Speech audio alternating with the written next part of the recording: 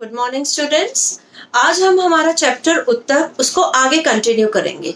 Last class में हमने ये पढ़ा था कि उत्तक किसे कहते हैं, उत्तक कितने प्रकार के होते हैं, और हमने उसमें जो फर्स्ट उत्तक है जो आच्छादक उत्तक, उसको हमने डिटेल में पढ़ा था। अब दूसरा प्रकार का उत्तक जो होता है वो है संयोजक उत्तक, यानी कि कनेक्टिव टिश्यू। तो सबसे प्रथम कनेक्टिव टिश्यू किसे कहते हैं? कनेक्टिव टिश्यू जैसे कि नाम से ही क्लियर लग रहा है, संयोजन करना यानी कि आपस में जोड़ना। तो कनेक्टिव टिश्यू का क्या काम है? आपस में अंगों को मिलाना, अस्थियों को आपस में मिलाना, अस्थियां और मांसपेशियों को आपस में मिलाना, और इस कनेक्शन की वजह से हमारा शरीर गति कर पाता है। तो संयोजक उत्तक का विशेष कार्य है संयोजन करना। भिन्न भिन्न अंगों को ये आपस में बांधे रखता है और उन्हें यथास्थान पर रखता है। ठीक है, उसके बाद हम ये देखेंगे कि ये जो संयोजक उत्तक है इसमें तीन मुख्य घटक होते हैं। फर्स्ट, इसमें कोशिकाएं होती हैं। ये एक अगर हम एग्जांपल देखेंगे तो इसमें हमें छोटी छोटी कोशिकाएं दिखाई दी जाएंगी। उसके अलावा इसमें मैट्रिक्स होता है। कोशिकाओं के बाद जो खाली स्थान छूटता है उसको हम मैट्रिक्स कहते हैं, अंतर कोशिकीय पदार्थ। इसके अलावा इसमें तंतु भी पाए जाते हैं, फाइबर्स पाए जाते हैं। जो फाइबर्स हम आगे पढ़ेंगे दो प्रकार के होते हैं, एक तो गुच्छों के रूप में मिलते हैं और एक अलग अलग मिलते हैं। ठीक है, तो अभी हमने क्या पढ़ा? संयोजक उत्तक। संयोजक उत्तक किसे कहते हैं? जो अंगों को आपस में बांधे रखता है, उसे जो आपस में संयोजन करता है उसे संयोजक उत्तक कहते हैं। अब संयोजक उत्तक में तीन कौन से घटक हैं? कोशिकाएं, मैट्रिक्स और तंतु। अब नेक्स्ट हम आते हैं कनेक्टिव टिश्यू के टाइप्स, संयोजक उत्तक के प्रकार। तो सबसे पहला उत्तक है अवकाशी उत्तक। अवकाशी उत्तक जो कि नाम से लग रहा है अवकाश यानी कि खाली स्थान, इसको बोलते हैं एरियोलर टिश्यू। सेकंड है वसीय उत्तक या वसा उत्तक यानी कि एडिपोस टिश्यू। तीसरा है तांतव उत्तक यानी कि फाइब्रस टिश्यू। फोर्थ इज उपास्थि उत्तक। उपास्थि उत्तक को हम कहते हैं कार्टिलेज। देन नेक्स्ट इज अस्थि, बोन्स, जो हमारी हड्डियां होती हैं, वो भी एक प्रकार का उत्तक है और उसको हम कनेक्टिव टिश्यू के अंतर्गत ही आते हैं। देन एक आता है हमारा तरल उत्तक जो कि है रक्त, ब्लड। तो ये आप देखेंगे संयोजक उत्तक डिफरेंट टाइप के हैं, सॉफ्ट से लेकर हार्ड। अस्थि जो है, उपास्थि है, ये बहुत हार्ड होते हैं, फाइब्रस टिश्यू। और ये आपके जो अवकाशी वसीय उत्तक सॉफ्ट से होते हैं, और रक्त जो है वो लिक्विड रूप में। तो अलग अलग रूप में संयोजक उत्तक पाया जाता है। सबसे पहला उत्तक है अवकाशी उत्तक। अवकाशी उत्तक जिसको कि बोलते हैं एरियोलर टिश्यू। ये अवकाशी उत्तक का चित्र है। इसमें हम देखेंगे कि इसमें डिफरेंट टाइप ऑफ सेल्स है, जैसे मास्ट है, हिस्टोसाइट है और फाइब्रोब्लास्ट है। इसके अलावा इसमें प्रोटीन पाया जाता है, कोलेजन है, इलास्टिन, और जो खाली स्थान होता है उसको हम मैट्रिक्स कहते हैं, अंतर कोशिकीय पदार्थ कहते हैं। अब ये अवकाशी उत्तक हमारे पूरे शरीर में पाया जाता है, और ये सबसे विस्तृत उत्तक जो हमारे शरीर का वो अवकाशी उत्तक होता है, और ये पतली झिल्ली के रूप में हमारे अंगों को आपस में बांधता है, यानी कि ये हमारे जो अंग आपस में मिलाने का कार्य अवकाशी उत्तक करता है। और आप देखेंगे कि हमारे शरीर, पूरा शरीर में रक्तवाहिनियां हैं, तंत्रिकाएं हैं और मांसपेशियां हैं, और ये सब के आवरण में अवकाशी उत्तक पाया जाता है, यानी कि शरीर को आपस में बांधने का काम अवकाशी उत्तक करता है। सेकंड है वसीय उत्तक। वसीय उत्तक यानी कि एडिपोस टिश्यू, यानी कि हम ये देख सकते हैं कि हमारे शरीर में वसा संग्रह होती रहती है, और ये वसीय उत्तक होते हैं। इनमें हम देखेंगे, इस चित्र में देखेंगे कि इसमें भी मैट्रिक्स होता है, अंतर कोशिकीय पदार्थ, और बीच में आप कोशिकाएं देखेंगे और ऑयल ग्लोब्यूल्स देखेंगे, यानी कि यहाँ पे फैट सेल्स होते हैं और ऑयल ग्लोब्यूल्स भी पाए जाते हैं। अब इसका काम क्या है? इसका काम क्या है? ये सबसे पहले तो हमारे शरीर का खाद्य भंडार है, यानी कि इसमें स्टोर होता है, संग्रह होता है फैट, और जब हमें जरूरत होती है तो ये हमें ऊर्जा देता है, हमारे शरीर को ऊर्जा देता है। इसके अलावा हम ये कह सकते हैं कि ये हमारे शरीर को एक रूप भी देता है। हमारा फैट इकट्ठा होता है, और हमारा शरीर का जो आकार है, चेहरे का आकार, बहुत कुछ इस टिश्यू पे भी निर्भर करता है। और आपने देखा होगा कि ऊंट का जो कुबड़ है, हम्प, वहां पे भी ये वसीय टिश्यू होता है या एडिपोस टिश्यू होता है, और वेल के ब्लबर जो उठा हुआ सा जो होता है, वहां पे भी ये वसीय उत्तक पाया जाता है। तो ये हम कह सकते हैं कि शरीर का जो ऊतक है ये भी पूरे शरीर में हमारे पाया जाता है और हमें जरूरत पड़ने पर हमारे शरीर को ऊर्जा देता है।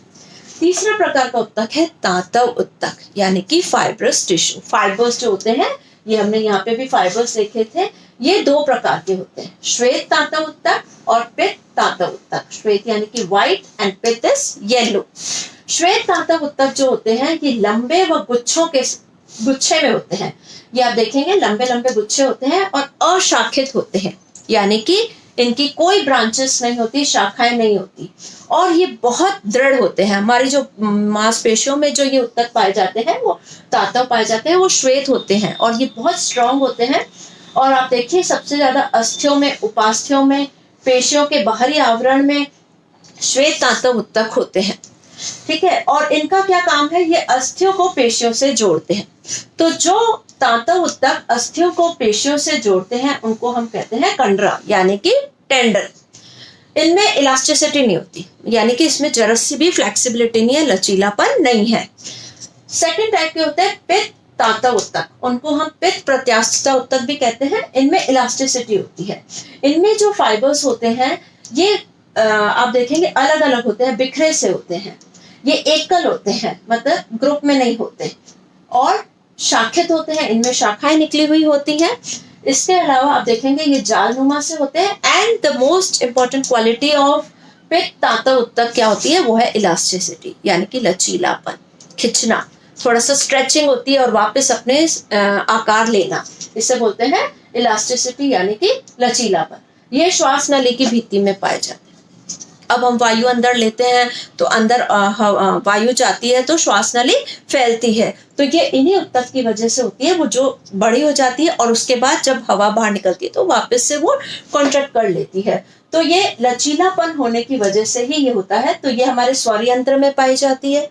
इसके अलावा ये अस्थियों को आपस में जोड़ता है। तो अस्थियों को जो आपस में जोड़ता है उसको कहते हैं स्नायु, यानी कि लिगामेंट्स। आपने लिगामेंट वर्ड सुना होगा, जो दो अस्थियों को आपस में जोड़ता है उसको स्नायु कहते हैं। तो दो प्रकार के तांतव ऊतक है, पहला है श्वेत तांतव ऊतक और दूसरा है पित्त तांतव ऊतक। तो दोनों में डिफरेंस क्या है, श्वेत तांतव ऊतक क्या होते हैं, लंबे व गुच्छे में होते हैं। ये आप देखेंगे कि ये एकल होते हैं, इसकी शाखाएं नहीं होती और इसकी शाखाएं होती हैं। ये बहुत अधिक दृढ़ होते हैं और ये थोड़े से लचीले होते हैं। और ये क्या करते हैं, अस्थियों को पेशियों से जोड़ते हैं और ये जो होते हैं अस्थियों को आपस में जोड़ते हैं।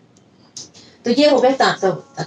चौथा टाइप का ऊतक है उपास्थि ऊतक। उपास्थि ऊतक अब थोड़ा सा हार्ड आ गया है। उपास्थि आपने देखा होगा, मुख्य अपन ने जो ये ऊतक होता है उपास्थि कार्टिलेज जिसे बोलते हैं, जो कि हमारी कान के पिन्ना में पाई जाती है, नाक में पाई जाती है और शरीर में पूरे फैली रहती है। हमारी जो बैकबोन होती है, वर्टिब्रल कशेरुक डिस्क होती है, उसमें होती है दो जॉइंट्स, दो अस्थियां जो आपस में मिलती है, वहां पे भी उपास्थि की डिस्क होती है। तो आप देखेंगे कि उपास्थि ऊतक भी पूरे शरीर में फैली रहती है। और इसमें हम देखेंगे कि इसमें कॉन्ड्रोसाइट्स कोशिकाएं होती है और इसके रिक्तिकाएं पाई जाती है चारों तरफ। और जो इसमें ये मैट्रिक्स जो होता है वो कॉन्ड्रिन होता है। ये लचीली होती है, संधियों में पाई जाती है और इसके अलावा इनमें दृढ़ता भी होता है और लचीलापन भी होता है। एग्जाम्पल हम देख सकते हैं, कान का पिन्ना जो होता है, कान होता है, इसमें हम देखेंगे कि दृढ़ता भी है और लचीलापन भी है। इसके अलावा ये दो प्रकार की होती है। एक तो होती है हाइली, जो कि सबसे अधिक हमारे शरीर में पाई जाती है और ये रंगीन होती है, और दूसरी होती है फाइब्रस, यानी कि तांतव। तो ये हमारी कशेरुक डिस्क में पाई जाती है और बहुत स्ट्रांग होती है। नेक्स्ट है अस्थि ऊतक। अस्थि ऊतक जो कि स्ट्रॉन्गेस्ट, सबसे स्ट्रांग ऊतक जो होता है हमारा, वो है अस्थि ऊतक।